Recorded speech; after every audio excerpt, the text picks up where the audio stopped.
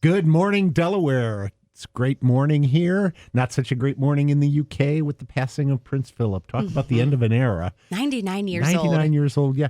It's interesting, too. The woman we'll be interviewing next week on the radio, Kate Quinn, has written a book called The Rose Code. Mm-hmm. Prince Philip's a character in this book. How interesting. Yes, because before he got betrothed to the Queen, he was known as quite a playboy. Mm-hmm. And he's actually dating one of the characters in this book. Oh. Our guest today is Mindy McGinnis. I got full disclosure, I'm going to be utter fanboy today. Hi, Mindy. How you doing? Hey, I'm really, really good. Well, you're not as good as your book is, and I'll tell you that, because that book, your new book just blew me away. We'll be talking about that later in the show, but man, everybody I'm talking to right now, I'm saying, get this book. You're going to love it. You're going to love it. So anyway. That's awesome. Thank you for being here today. Nicole, how you doing? I'm great. It's a beautiful day. I was happy for the rain yesterday. It brought the pollen down just a little bit, so my eyes are only mildly itchy today. Well, you make it even more of your wish the rest of the weekend, according to what that weather forecast sounds like. I'll take it. Yeah, so you won't have to worry about doing any outside work, apparently. Let me put it that way. There we go. Yeah, right. Anyway, so what are you reading, listening to, binging on, all that sort of stuff? Well, this is a little sneak peek to what we're going to talk to Mindy about the second half of the show. But her book, The Initial Insult, I talked about last week, it has a lot of references to Edgar Allan Poe stories within it. Yes. I did not have the pleasure of doing any deep studies of Poe in my high school career, in my college career. I took plenty of literacy courses literature courses. I took plenty of like American Lit and, other, just all of that. But Poe never really came up. So I wanted to get another look at it. So the first thing that I did was I went down into our teen graphic novel section and I found a book called Poe Stories and Poems. It's a graphic novel adaptation by Gareth Hines. Mm-hmm. And this is amazing. If you know a little bit about Poe and you want to see a different adaptation of it, or if you know nothing and you want this to be your introduction, this is a great way to get started. It's very accessible. It doesn't feel lofty or anything like that. And the way that it starts out is with the Poe checklist. And so it talks about Poe has some favorite themes that he uses to achieve his sense of horror. And so they give a key to recurring motifs, which you'll find listed at the beginning of each of the stories. Oh, cool. So, it's got the Mask of the Red Death, the Cask of Amontillado, Annabelle Lee. And at the beginning of all of those, you'll see that in the Mask of the Red Death, it uses death, disease, and scary sounds to kind of build its horror tension. If you begin, let's see if I can get to the beginning of the Cask of Amontillado. Oh my gosh, it uses confinement, darkness, a lack of a guilty conscience, insanity, murder, a premature burial. Where would we see those themes again, I don't wonder? know. Maybe we'll hear about this in the second half of our program today. I certainly hope so. This is a really, really beautifully illustrated graphic novel. It's full color. It's a large size, but it still has the individual panels. You'll really, really enjoy this. So I'm going to bring it right back to the library and check it in as soon as the show is done. But then I wanted to take a deeper dive, and so I looked up the annotated Poe, and this is the opposite of the graphic novel version. This is extremely lofty and academic, and it is edited by Kevin J. Hayes. It's got a foreword by William Giraldi, and it is going to be a lot of Poe's short stories and poems, and it's almost the short story will be on one half of the page, and all of the annotation is on the other half of the page. Sometimes even so, the short story is on the left page and all the annotation is on the right page. I mean, if you want to take a really deep dive into Poe, this is the place to go. So I'm going to hang on to this one for a while so that I can really get deeper into it. But if you're looking, that's one of the things that the library is great at doing, is helping you take a deeper dive into things that interest you. Absolutely. Mindy, I've never talked to a writer who wasn't also a reader. So what are you reading right now yourself? Well, actually, after the pandemic and shutdown, I actually really struggled to read. It was a horrible experience. I had a lot of friends that were going through it too, like lifelong readers, suddenly not being able to find something that would catch their interest, hold their interest. And in some ways, it was really difficult because this is our hobby. This is our time, right? National shutdown, readers unite. We got this. in some ways, it was really kind of a slow period of reading for me. But when that happens, what I do, if I'm not finding anything that's catching me and holding me, I usually return to the classics. So what I read over the winter was actually The Hunchback of Notre Dame. Wow. And I don't know if anyone has ever read Hunchback. Nope. But I don't know who at Disney was like, hey, this is a good thing to turn into a children's novel. It was just, oh my gosh. I mean, just a quick walkthrough, everyone dies. I mean, that's... I heard... actually, everyone dies. I heard Moby Dick described one time as everyone dies but ish and fish. Yeah, that's the one. Yeah, one-liner, everyone dies. And literally, so Phoebus, the hero, the love interest, the soldier, he does live. And, Victor Hugo put a great end cap on it. The last line of the novel actually is, as for Phoebus, he did not die. His fate was worse than death. He married. Oh, wow. Victor Hugo with a burn. Yeah. Oh, my Lord. It was, I knew it wasn't going to be cheery, but I was like, wow, like actually everyone dies except the goat, Esmeralda's goat, and then Phoebus, who has to live a life of matrimony.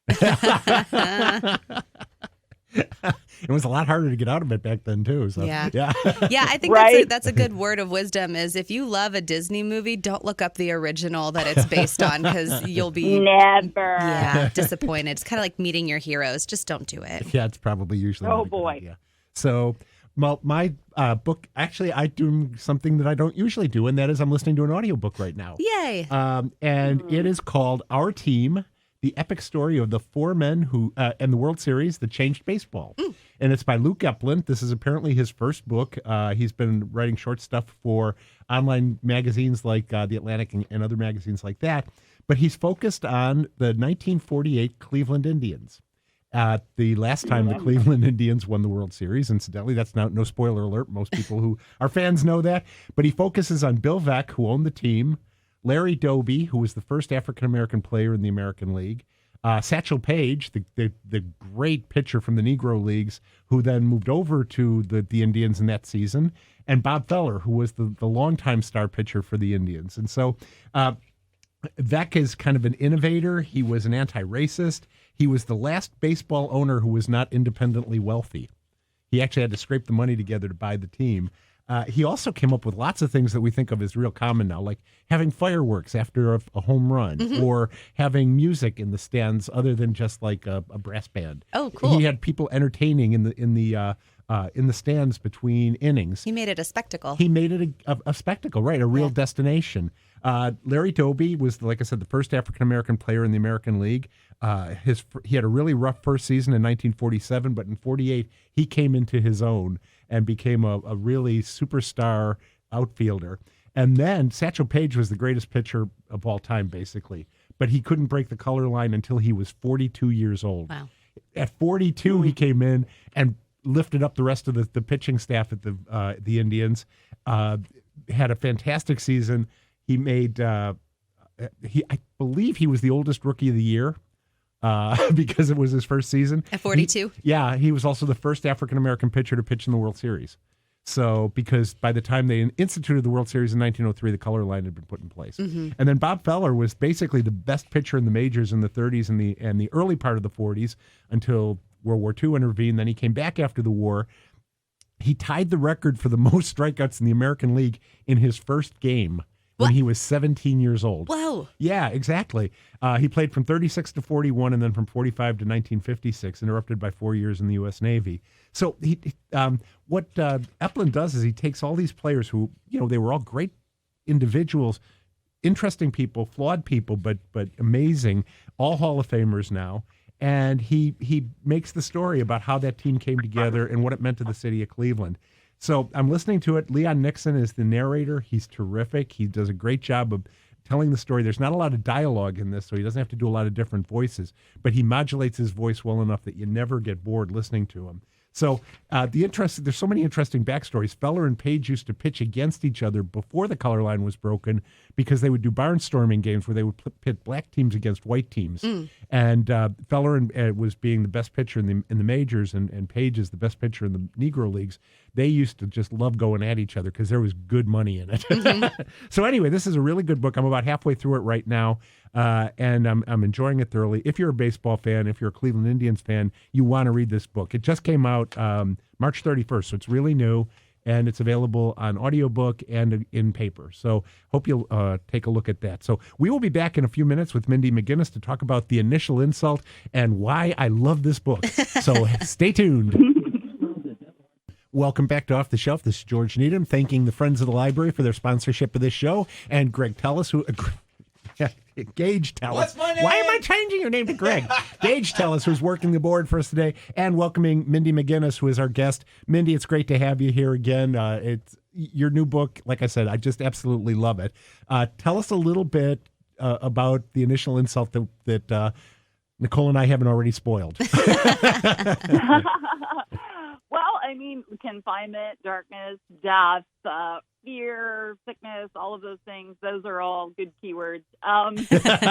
So The Initial Insult is kind of an update of Poe. I always have enjoyed Poe. I think if you read any of my books, you can see there's an influence. I think probably my first real interaction with Poe was as a freshman in high school, when suddenly we're asked to read The Cask of Amontillado. And I remember reading that short story and just looking up and looking at my teacher. And I know that, I don't know if it was on my face, but I was thinking, you can do that in a story?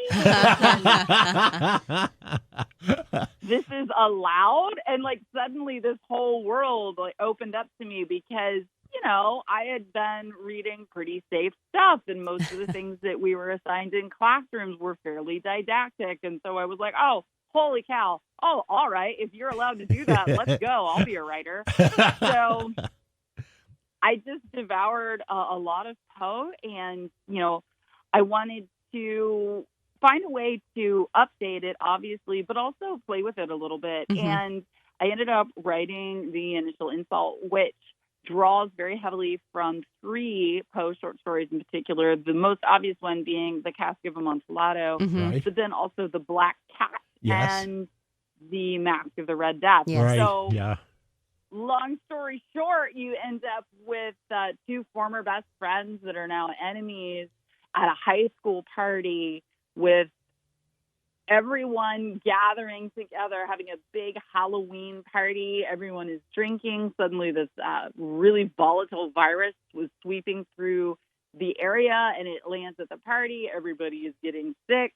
These 2 girls in the basement are going to be having this battle of wills, more than likely until one of them is dead, in order to find out the answer to this deep, dark family secret from 7 years earlier. And at the same time, there is a wild panther wandering around the countryside loose because it has escaped from the local, what in my time we would have called a white trash zoo, Right. which is basically an irresponsible exotic animal owner. So when I came up with this idea, I was like, how in the world am I ever going to pitch this book? And then suddenly the entire world changed, and Netflix did The Tiger King, and now it's really easy. I just say it's The Tiger King with coronavirus, Edgar Allan Poe in Appalachia. Yes. Mindy, this is amazing. And that leads me right into my question, which is, how early did you start writing this book, and how in the world did it all align with the coronavirus and the Tiger King? Yeah. Right? Right. I know. So I wrote it in 2018. Oh, my gosh. Wow. And yeah, so I had none of these references. I had none of them. And I when Tiger King came out, of course, everyone was talking about it. And I can be something of a snob. If something is really popular, I'm just like, no, that's okay. I don't want that. So I sat down and I watched The Tiger King, and I'm like, oh, this is easy. Now I've got an elevator pitch for the most complicated book that I've ever written now. And yeah, so for the longest time, I usually have like operating titles in my head for my books as I'm working on them. And this one was Appalachian Allen Poe. Oh. And I was like, that's clever, but now it's just Tiger King meets Edgar Allan Poe with a dose of the pandemic. Yes. Yes, right. So I was having a lot of fun going through the book and looking for the other references to Poe, the names and things like that. The Prospero being the next town over, and the Ravens being the team mascot. And, the names Annabelle come up and Lenore, and it's like, oh my God, this is so good. I remember Poe was about the only, well, Poe, Dickens, and Twain are the only 19th century authors I really enjoy. So this was just such a treat. But I've heard this is the first of 2 books about this situation. Am I right? It is. That's correct. What else? I don't want to give anything away, but what else can you do? This seems so complete to me. I don't understand. Perfect. So much. You can do so much. So I'm very, very excited for the second book to come out, which of course will not happen until February of 2022. Dang. It is called The Last Laugh. Oh. And yes. So that one is The Last Laugh. And it, for those of you that have read it, your narrators will now be Tress, the character in the first book who is essentially walling up her biggest frenemy in the basement of an abandoned home. Her cousin, Ribbit, who is the longtime butt of all of the jokes. He was having a rough night. Beginning of his life. He had a rough day at the party. Yeah, he sure ended did. Up on blast, and Ribbit has a drinking problem, and when he drinks, he is completely unable to tell a lie. So at the party in the first book, his friends, so-called, have gotten him drunk and are basically asking him questions that he is answering honestly, very deep, very personal questions, and they're streaming it to the entire world. It's like the worst game of Truth or Dare ever. Yeah. Ever. And his cousin, Trust, who is in the basement slowly murdering her best friend, has the opportunity to stop it. And she's like, you know what? This is the best possible distraction ever. We're just going to let this keep going. So there's an overall mystery of the 2 books, which is what happened to Tress's parents who disappeared 7 years ago. Are they dead? Were they murdered? If so, who killed them? Where are their bodies? So that's an overarching story that you will get the answers to in book 2. Also, Ribbit is not happy about what happened to him in book imagine. 1.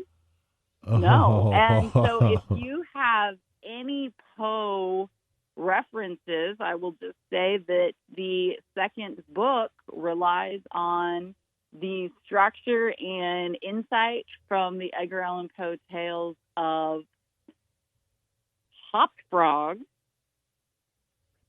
the Telltale Heart, and what is the third one?